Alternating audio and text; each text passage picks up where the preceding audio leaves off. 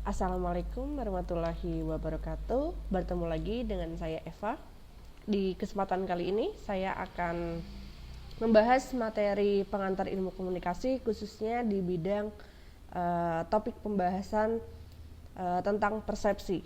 Nah, jadi ada beberapa pendapat yang menyatakan definisi dari persepsi itu sendiri.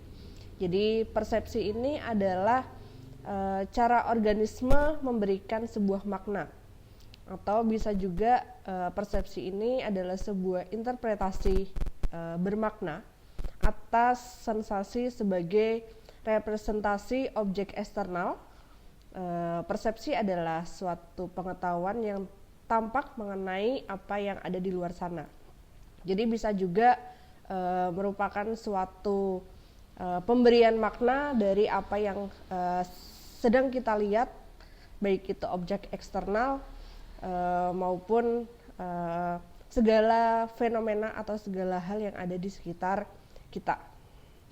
Nah, persepsi ini merupakan sebuah inti dari proses komunikasi itu sendiri, sedangkan untuk penafsiran atau interpretasi adalah inti dari persepsi.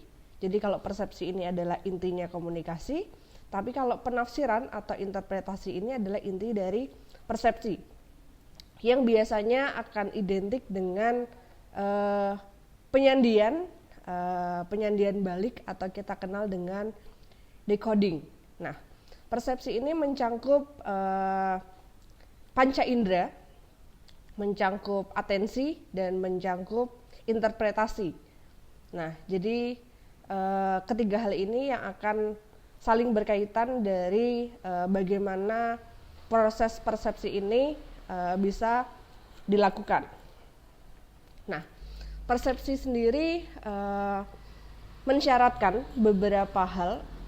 Yang pertama terkait harus ada objek yang akan kita persepsikan atau akan kita amati supaya nanti kita bisa memberikan gagasan-gagasan dari objek yang kita lihat, baik itu dari pendapat diri sendiri maupun dari pendapat orang lain. Nah, lalu yang kedua, kita juga membutuhkan sebuah rangsangan yang menarik. Biasanya sesuatu rangsangan yang menarik ini adalah sesuatu yang unik atau sesuatu yang bisa menimbulkan perhatian, dan biasanya cenderung dianggap lebih penting dan dianggap bermakna oleh manusia sebagai pengamat dari objek tersebut.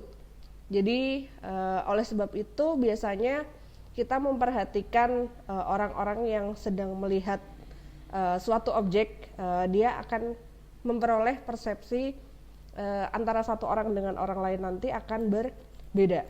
Untuk jenis-jenis persepsi, ada 3 jenis persepsi. Yang pertama adalah persepsi yang berasal dari lingkungan fisik. Jadi biasanya persepsi lingkungan fisik ini contohnya seperti lambang-lambang fisik atau lambang-lambang yang bisa kita lihat secara langsung. Biasanya berkaitan dengan sifat-sifat luar dari objek yang akan kita amati atau objek-objek persepsi saat kita melihatnya. Kita biasanya mendapatkan hasil pemikiran atau hasil pengamatan dari lingkungan-lingkungan yang ada di sekitar kita. Lalu yang kedua ada persepsi sosial atau persepsi terhadap manusia. Jadi persepsi sosial ini biasanya berupa lambang-lambang verbal maupun lambang-lambang non-verbal. Dan biasanya persepsi ini akan menanggapi sifat luar dan sifat dalam dari seseorang tersebut, bisa berkaitan dengan perasaan, bisa berkaitan dengan motif, atau mungkin dengan harapan maupun keyakinan. Jadi persepsi atau sudut pandang ini kita lihat berdasarkan dari hubungan kita antar sesama manusia. Dan yang ketiga adalah persepsi sosial yang bersifat interaktif. Jadi persepsi ini biasanya kita berada di suatu kesempatan kita bisa melakukan sebuah persepsi kepada seseorang, dan biasanya orang tersebut akan menjelaskan atau mendefinisikan persepsi orang lain itu tentang diri kita. Jadi kalau yang pertama tadi kita melakukan pengamatan dari lingkungan, lalu yang kedua antar manusia, dan ini yang ketiga persepsi sosial bersifat interaktif ini akan saling melakukan suatu proses interaksi atau proses kegiatan bersama, dan nanti orang lain akan memberikan penilaian atau persepsi tentang diri kita. Nah, kita masuk ke persepsi yang berkaitan dengan lingkungan. Jadi biasanya faktor-faktor yang mempengaruhi orang untuk membuat sebuah persepsi berdasarkan dari lingkungan ini biasanya akan selalu berkaitan erat dengan latar belakang pengalaman, lalu latar belakang budaya yang berkembang, lalu ada latar belakang psikologis, lalu latar belakang nilai, keyakinan, dan harapan, dan yang pasti karena ini persepsi akan selalu berkaitan dengan kondisi panca indera dari sang pengamat tersebut. Jadi biasanya untuk persepsi lingkungan ini akan selalu berkaitan dengan kelima faktor yang sudah saya sebutkan tadi. Nah, sedangkan kalau untuk persepsi sosial, biasanya persepsi sosial ini adalah suatu proses menangkap arti dari objek-objek sosial atau mungkin fenomena sosial maupun kejadian-kejadian yang kita alami yang ada di lingkungan sekitar kita. Nah, biasanya persepsi saya kepada orang lain ini akan mempengaruhi persepsi orang lain ke saya. Begitu juga sebaliknya.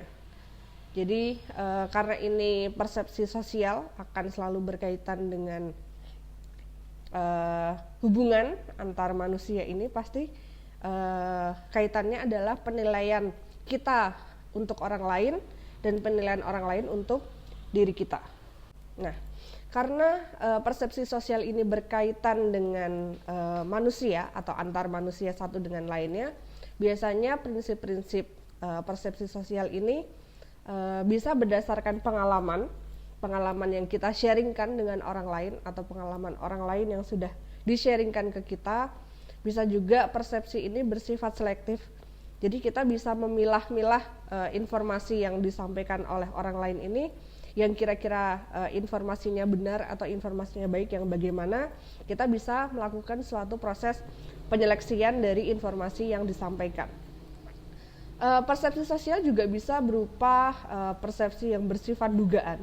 Jadi kita bisa memberikan dugaan-dugaan dari apa yang dipikirkan oleh orang lain yang ada di diri kita, atau mungkin sebaliknya. Lalu ada juga persepsi yang bersifat evaluatif. Untuk persepsi sosial yang berdasarkan sebuah pengalaman, jadi biasanya persepsi manusia terhadap seseorang, bisa juga persepsi seseorang terhadap objek atau kejadian-kejadian atau mungkin fenomena-fenomena sosial yang sedang berkembang. Itu didasarkan pada pengalaman masa lalu yang mereka kaitkan dengan apa yang mereka amati saat ini. Jadi biasanya pengalaman ini kita jadikan sebuah hasil pemikiran atau apa yang dipikirkan ini berdasarkan pengalaman-pengalaman sebelumnya.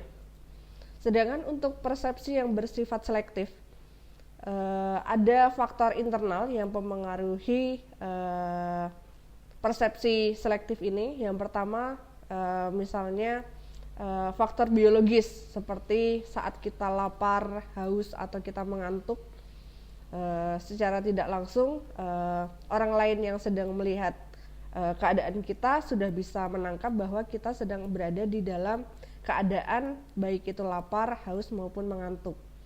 Lalu faktor fisiologis, biasanya tinggi, pendek, gemuk, apakah dia sedang sakit atau sedang lelah, itu dari fisik dari orang lain yang kita amati.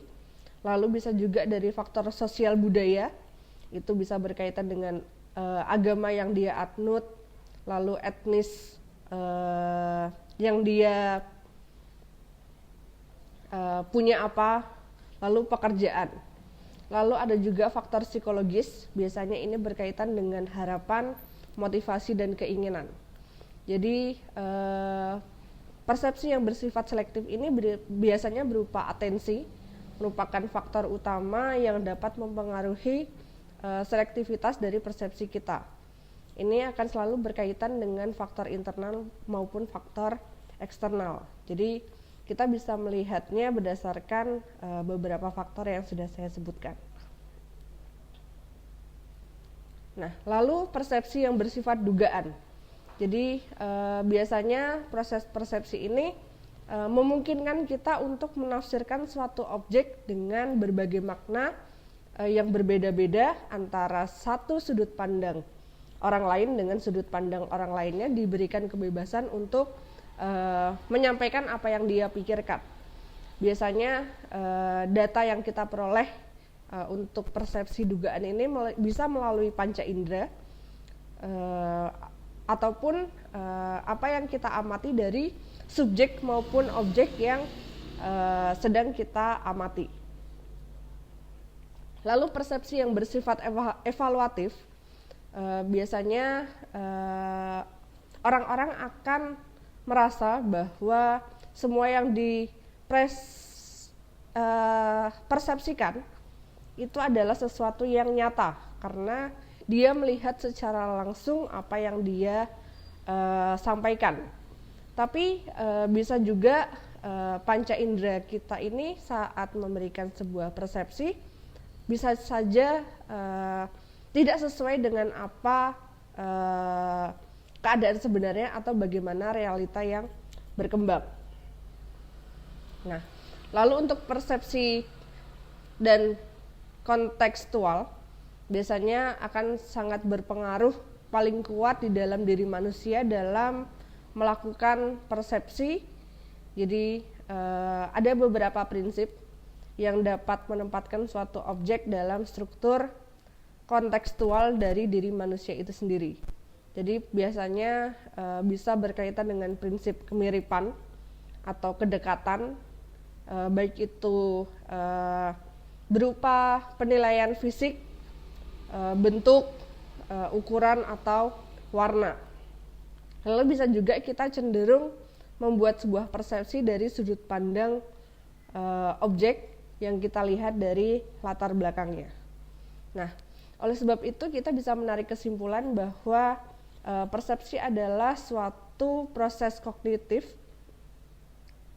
psikologis yang berada di dalam diri manusia yang dapat mencerminkan sikap kepercayaan